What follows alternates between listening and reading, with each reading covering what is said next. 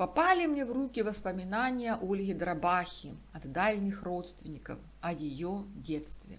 Внуки ее эти драгоценные записи спасли в последнюю минуту каким-то чудом. Их чуть не спалили на костре, когда Ольгу провожали в мир иной. И когда я эти воспоминания прочитала, то несколько дней находилась под их впечатлением. Но тогда YouTube-канала у меня не было, и эти мемуары остались ждать своей очереди. Сначала хотела я вам их просто зачитать, но у нас на канале мы не любим ни договорок, ни домолвок, а предпочитаем созерцать целостную картину мира, так сказать, широкими мазками. И поэтому получился вот такой сериал из 4 видео. Я долго думала, в каком порядке это все вам преподать, и решила, что лучше хронологического не придумать. То есть, прежде всего, посмотрим, что происходило в тех местах, куда Оля попала волею судеб, что за люди там жили, и только тогда в этом будет какой-то смысл. В этой части мы снова попадем в село Катеринопель. Мир тесен, и о Катеринополе нам много рассказал в других своих воспоминаниях Иван Подгорный Полын, о котором у нас есть отдельное видео. Кстати, про Ивана Подгорного. Надеюсь, в Днепре появится улица имени повстанца Подгорного Полына. Вроде бы подали это предложение в комиссию по переименованиям. Так вот, Ивана Подгорного тоже в Катеринопель забрасывала судьба, и он очень любил это село. Ольга же пишет в своих мемуарах, что село это недалеко от станции Божедаровка на реке Саксагань. И там был панский сад. А что за паны жили в Катеринополе, мы сейчас и узнаем. А потом посмотрим, какими глазами Ольга увидит эти места в 1921 году. Как раз в то время, когда туда будет наезжать и Иван Подгорный Полын, и атаман Федорченко. В общем, все дороги ведут в Катеринополь. И благодаря воспоминаниям Ольги Драбахи мы окунемся совсем в другую эпоху. Екатеринослава и Алферовской волости Днепровского уезда XIX века. Канал Ірини Коновець-Поплавської. Самыми крупными землевладельцами в Алферовской волости были дворяне новохатские. Новохатский Иван Семенович в 1860-м владел имением возле села Екатеринополь вместе с супругой Екатериной Николаевной из семьи Байдаков. Но эта самая Екатерина Николаевна была не родной дочерью Байдака, а прижита ее матерью еще до брака. Екатерина Николаевна родила Ивану Семеновичу 3 сыновей: Александра, Николая 1828 года рождения, Константина и 2 дочерей, из которых мы знаем только одну Софью, которая была замужем за штаб-ротмистром Вейгнером и имела имение площадью 509 десятин около хутора Новостепановского Алферовской волости. И вот это семейство Новохатских владело почти всеми прилегающими землями к Алферовке, сейчас это Долинская, вместе с этими самыми Байдаками. И женились они, естественно, со своими соседями, землевладельцами, чтобы приумножать и сохранять свои богатства. Заруба за богатых невест велась нехилая. А дедушка Байдак любил больше всего свою внучку Марию, которая жила с детства у него и притом была не вполне здорова. Дедушка Байдак при этом владел прекрасным имением в Соленом, которое он пожелал оставить Марии в наследство. И тут мы напрягаемся, что за Соленое, потому что Соленое тоже в зоне наших интересов. В окрестностях только одно Соленое, в Екатеринославском уезде. И вот дедушка Байдак ломал голову, как так сделать, чтобы обеспечить любимую нездоровую внучку Марию, и не находит ничего лучшего, как завещать имение в Соленом ее матери Екатерине Николаевне в пожизненное владение с условием, что именно Мария унаследует имение в собственность после смерти матери. В это завещание входило в общей сложности 3000 десятин земли, которая отдавалась в пожизненное владение Екатерине Николаевне, и 10 тысяч рублей деньгами, помещенные на имя Марии в приказе общественного презрения. Почему в приказе общественного презрения? А потому что эти учреждения управляли народными школами, госпиталями, приютами для больных и умалишенных, больницами, богадельнями и тюрьмами. А Марья с ее слабым здоровьем могла легко попасть в любое из этих учреждений. И дед Байдак, составляя завещание, был охвачен наилучшими побуждениями. Но мы-то знаем, что наилучшими намерениями вымощена дорога в ад. Или еще проще, хотел как лучше, а вышло как всегда. Много пословиц есть на эту тему, но суть их одна. Доброе намерение – это планы, но любые планы, когда начинают воплощаться в жизнь, то не все так гладко получается, как это представлялось в мечтах. И это чаще случается тогда, когда такие вот добряки, как дедушка Байдак, руководствуются исключительно чувствами, стараясь не замечать реального положения дел. Таким образом, дед Байдак заложил под Марью Новохадскую бомбу замедленного действия. Из-за смысла завещания выходило, что в случае, если Марья Новохадская умрет раньше матери, а такой вариант был совсем не гипотетический, учитывая ее состояние здоровья, тогда вроде как проблем нет. Имение деда Байдака отходит роду Байдаков. Но так как Екатерина Байдакова была сама прижита до брака своего, по сути, отчима Байдака с ее матерью, а значит, имение Соленое ей бы не досталось, а перешло бы каким-то боковым родственникам Байдаков. Следовательно, от случайностей, переживет или не переживет Марья Новохадская свою мать, зависело, останется ли в семье Новохадских имение в Соленом. А Марья была настолько слаба здоровьем, что семья понимала, с управлением имением она не справится. А так как вокруг нее кружили, как стервятники, всякие женихи низкого пошиба, то наследство может легко уплыть в руки одного из предприимчивых кавалеров. Очень жизненная ситуация, правда? Непродуманный дед Байдак бросил в итоге свою любимую внучку упасть в Ваала. Бросьте жертву в пасть Ваала, киньте мученицу львам! А дело в том, что в семье Новохадских воспитание детей шло, видимо, не лучшим образом. Случались там наверняка и травля, и запугивание, и издевательства. В общем, не зря Марью забрал к себе на воспитание дед Байдак. В результате одни дети, такие как Александр и Николай, выросли бойкими и предприимчивыми, а другие, как Мария и Константин, с некоторыми отклонениями. Говорили, что Марью Новохадскую в детстве так испугали, что у девочки начались приступы эпилепсии, или, как раньше называли, падучие болезни. Это периодически возникающие страшные судороги. Притом известно, что мать ее, Катерина Николаевна, страдала скупостью, то есть была чрезмерно бережливая, стремилась всячески избегать расходов. А скупость развивается тоже не от хорошей жизни, то ли от недостатка родительской любви, то ли наоборот от чрезмерной опеки. Поэтому у новохадских байдаков семейная обстановка была, скажем так, не безупречная. И вполне вероятно, тонкая нервная организация Марии не смогла противостоять напористости остальных членов семьи. Девочка сломалась, и на этой почве у нее развилась эта страшная болезнь. Но это не значит, что новохадские прямо были какие-то уроды. Обычная среднестатистическая фамилия, нет идеальных семей, у каждой свои скелеты в шкафах. О Марии семья заботилась, ее отдали в Харьковский институт благородных девиц, который она окончила в 1854 году. А это значит, что она примерно 1836 года рождения. Институт благородных девиц давал среднее образование, там готовили девушек для семейной жизни, прежде всего жен и матерей. И, видимо, новохадские опять-таки из добрых побуждений хотели привлечь к Марии таким образом приличных женихов.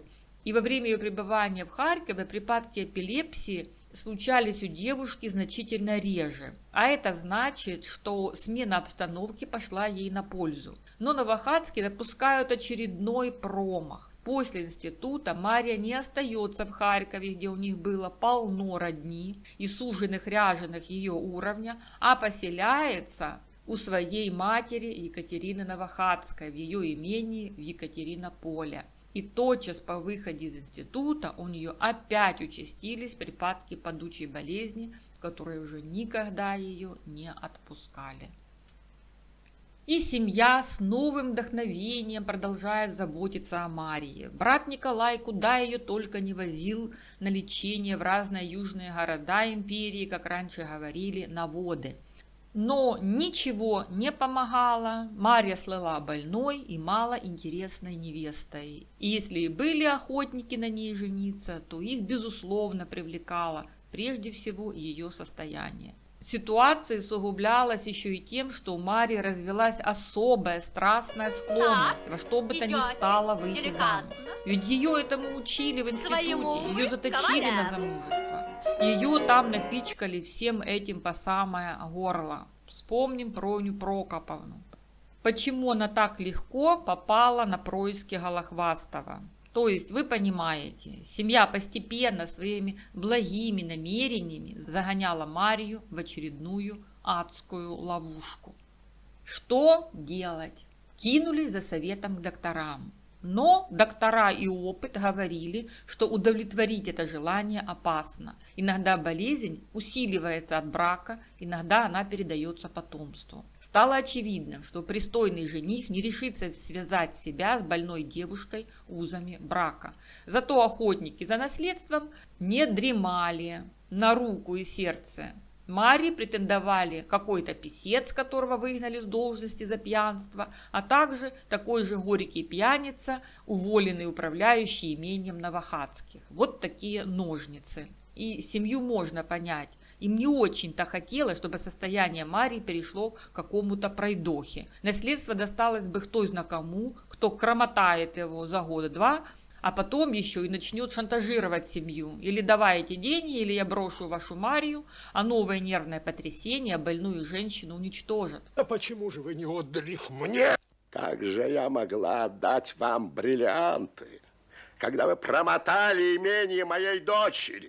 Короче, семья пыталась предотвратить, чтобы Мария стала орудием в руках манипулятора и шантажиста. И да, не надо забывать, что в семье вырос еще один не вполне здоровый, младший брат Константин Новохадский. Малоумная личность, как назвал его Плевака, который был ненормальным субъектом и страдал клептоманией. Цитирую: «Эта личность характерная, он и теперь едва умеет говорить. С детства он был недоровит, наука не далась ему. Рядом с простоватостью, по свидетельству матери и сестер, у него развилась страсть к воровству. Он брал мелочь у своих, брал и у чужих. Вот, наконец, он стащил у матери 800 рублей. Правда, он уверяет, что стащил, потому что считал ее должной ему эту сумму за раздел, но он не отвергает, что взял тайно». Конец цитаты. При всем этом Константин жил в доме у брата Александра Новохадского в течение 10 лет. А надо сказать, что Александр Иванович Новохадский проживал в Екатеринославе и даже примерно знаем где. Старожил Екатеринослава Николай Рендовский вспоминал в 1887 году. После продажи усадьбы Раде купил более скромный участок с домом в центральной части Екатеринослава на углу улицы Дворянской, ныне Володимира Великого, и Московской, сейчас Володимира Мономаха. Дом же доктора Раде я хорошо помню. Он находился на Дворянской улице, на углу против дома А.И. Новохадского, по диагонали к дому, где живет нынешний Екатеринославский уездный предводитель дворянства Малама. Дом был деревянный, двухэтажный. Ну вот вам дом Маламы.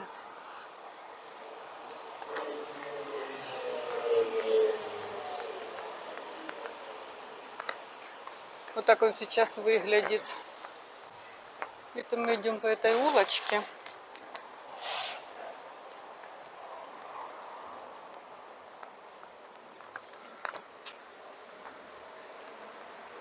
Малама был предводитель дворянства в те времена. А вон мы видим, похоже, что-то на дом Раде. А вот здесь стоял дом вот этого Новохадского на этой стороне. Вон то красивое сохранившееся здание. Он говорил, напротив дома Раде жил Новохадский. То есть или вот этот дом, или вот этот, но они все равно все уже перестроены. Поэтому все равно какой. И такие примерно были дома, но, естественно, их все посносили. Днепропетровск – это не тот город, который сохраняет свое историческое лицо.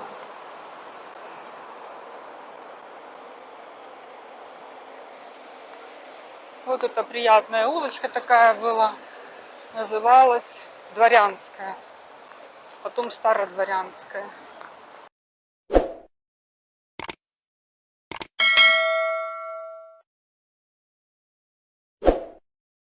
Короче, за проблемными членами семьи Новохадских Марией и Константином нужно было глаз да глаза. Любой проходимец мог выкрасть Марию, увести ее и тайно обвенчаться с ней, а любой жулик мог облапошить Константина. И стала задача как-то решить вопрос с завещанием недальновидного дедушки Байдака, чтобы закрепить имение за семьей и спокойно спать на случай внезапной смерти Марии, а параллельно охладить происки ее женихов. И на семейном совете Новохадские покумекали и нашли гениальное решение. По купчей крепости Марья Новохадская уступила свои права матери. В тот же день мать завещанием уступила имение сыновьям Александру и Николаю с условием, что они пожизненно под страхом двойного взыскания будут платить сестре 2000 рублей в год. Таким образом, предполагалось, что от бесприданницы Марии отлипнут женихи, но 2000 рублями она будет обеспечена до конца жизни. Если кто теперь и позарится на Марию, то год-другой с ней поваландается, и даже если бросит ее,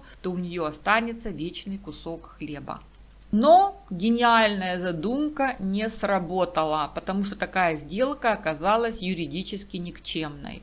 Купчая крепость, которой преждевременно до момента вступления в права собственности Марья Новохадская продавала свое будущее наследство матери, оказалась пустой бумажкой. Тогда Новохадские опять собирают семейный совет и решают, что мать Екатерина Новохадская откажется от пожизненного владения имением. Тогда Марья сделается собственницей и как собственница уступит через какое-то время имение по купчей крепости своей матери. И тогда все в шоколаде. Имение за семьей Новохадских закреплялось прочно, но почему эту вторую часть задумки, а именно продажу имения матери, отложили, непонятно. Вместо этого заключили договор, по которому Мария передала имение в аренду братьям Александру и Николаю. И это была очередная ошибка. После того, как Екатерина Новохадская отказалась в пользу дочери от пожизненного владения имением, то, цитируем Плевака, до момента перепродажи имения ей же, ее дочерью, наступила минута самая опасная для семейства, но самая интересная для искателей руки Марьи Новохадской. До этого отказа Марья была только будущей наследницей Соленого, а с этого момента она делалась собственницей этого имения. Жениться на ней в эту минуту было особенно выгодно. Не надо ждать богатства, вот оно уже, почти что в руках. Не придется также уступать доходы с имения в пользу матери. Она от них отреклась. Конец цитаты. И охотники за богатыми невестами стали с этого момента архиопасными для Новохадских. И тогда опять собрали семейный совет в узком составе, на котором решили Марью, пока она является собственницей имения, упрятать подальше от глаз алчных женихов. Иначе с ее патологической жаждой выйти замуж во что бы то ни стало, имение ее окажется в руках каких-нибудь додиков, и все это было бы закреплено юридически. И тогда не только бы семья пострадала, но и сама Мария оказалась бы ввергнута в новый виток ее болезни, и неизвестно чем все бы закончилось. В феврале 1869-го 41-летний Николай Новохадский баллотировался в почетные мировые судьи по Верхнеднепровскому уезду, но не прошел. А в августе этого же года он отвез свою младшую сестру, 35-летнюю Марию, аж в Екатерининскую университетскую больницу в Москве. Поездка эта предусматривала две цели. Первое – пролечить Марию, и второе – удалить ее из опасного для нее и семейства места, где роятся как мухи охотники за ее имением. Все это держалось в страшной тайне, потому что если бы женихи узнали, где Мария, то все усилия пропали бы даром. Поэтому в письмах к матери Николай не писал адреса, где Мария находится, а передал его на словах. Ни родственники, ни знакомые, никто не знал о месте пребывания девушки, для того, чтобы слух не дошел до тех, кого они так боялись. А мать Екатерина Николаевна, хоть и уступила дочери соленое, но, естественно, считала себя хозяйкой имения и тратила доходы прежде всего на семью, а не на больную дочь. Будучи человеком старого покроя, отличаясь замеченной в скупости, она мало выделяла денег на содержание дочери. И Николай был вынужден лечить и содержать Марью по этим скудным средствам. Свои деньги он добавить не мог, так как сам был в долгах, как в шелках. Матери он сообщал чуть ли не в каждом письме о здоровье ее дочери, поэтому она оставалась спокойной, так как доверяла сыновьям. Братья Александр и Николай тоже друг с другом обменивались сведениями о сестре. Все под контролем. Но прошел год, Марию из больницы выписали, и тут становится понятно, что везти домой ее еще рановато. Ее помещают на квартиру у некой Аверьяновой в Москве, где она прожила еще около года, по 5 июля 1871 года. Квартира была эта небогата, в рамках средств, которые выделила на это мать. Простенько выглядел и гардероб Марьи, но белья и платья было достаточно. Причем новохатские все так одевались просто и крайне ненарядно. Марью Новохатскую не выпускали одну из дома Аверьяновой, жизнь ее протекала в крайне неблагоприятных условиях. Как потом напишет следователь, Новохатская занимала небольшую комнату, ее плохо кормили, из квартиры Аверьяновой не выпускали, содержали антигигиенично, никаких известий от родных она не имела. Но слухи постепенно распространялись, злые языки трындели, что Марию поместили в дурдом.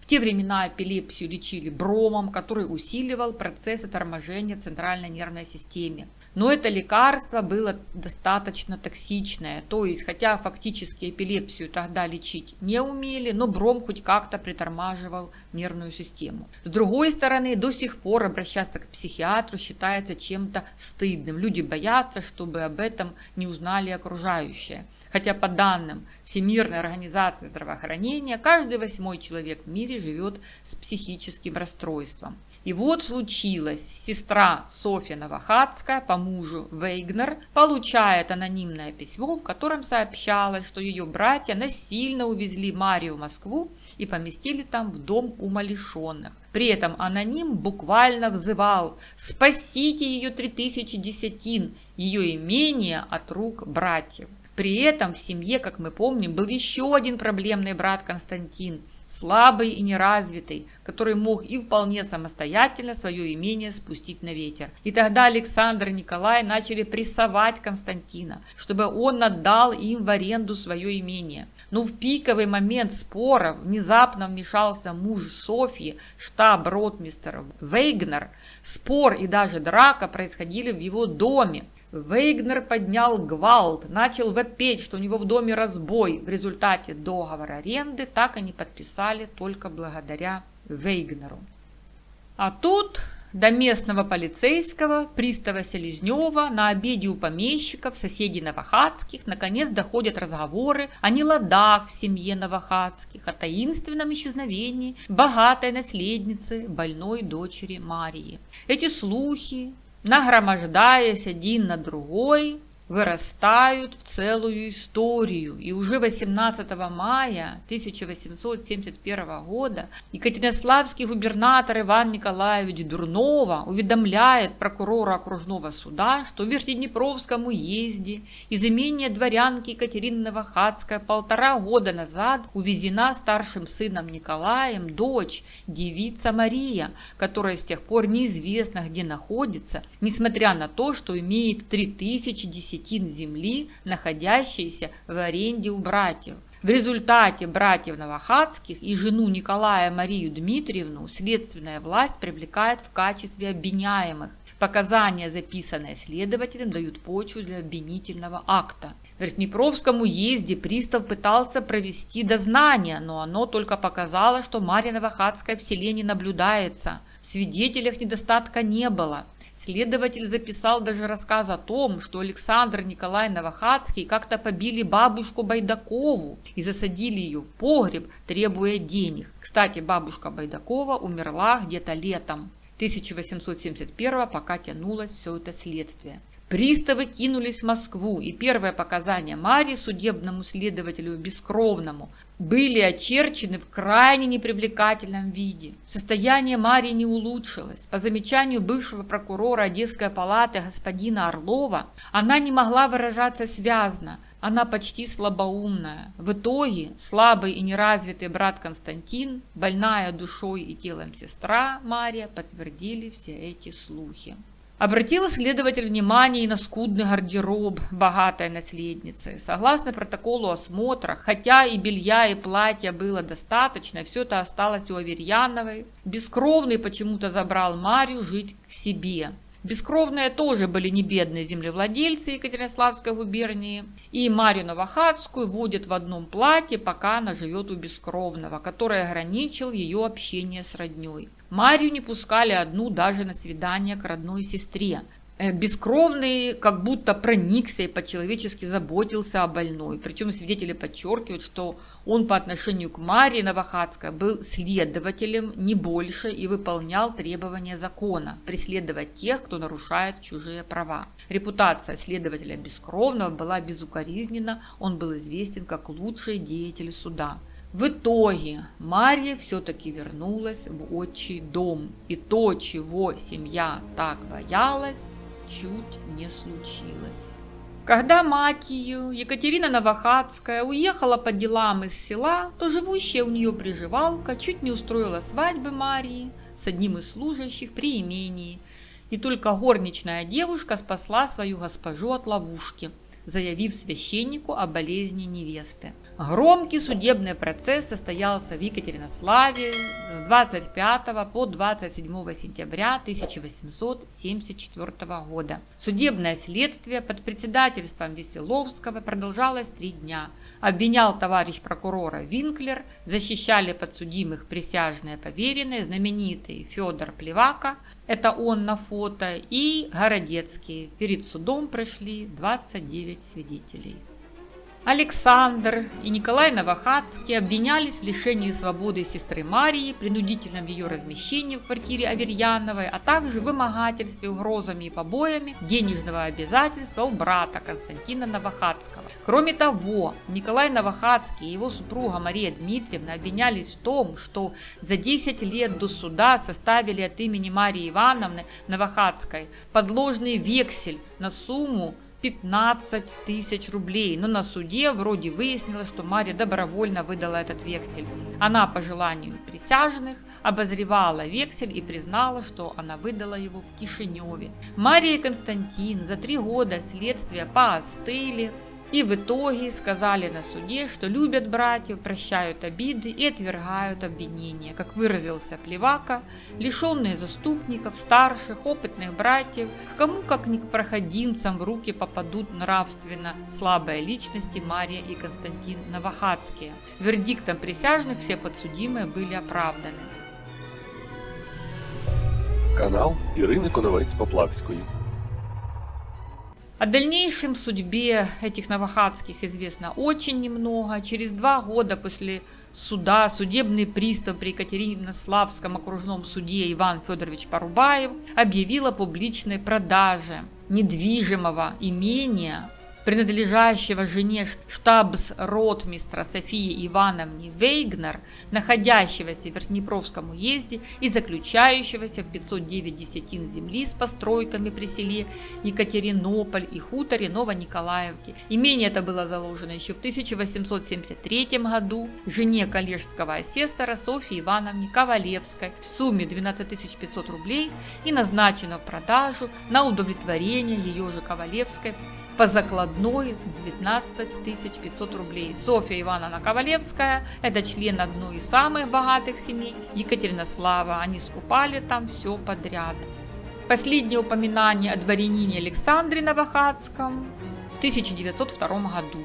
Это ему под 70 лет уже. Александр Иванович пожертвовал в Захарье Елисаветовскую церковь, местечко Алферов Верхнеднепровского уезда, икон и различного церковного инвентаря на 1000 100 рублей. А коллежский асессор Новохадский Николай Иванович умер в 1884 году в возрасте 56 лет. Дочь его Александра и зять Константин Николаевич Доманский в 1910 еще проживали в Харькове, а Доманский в 1916 служил в Харькове ветеринарным врачом.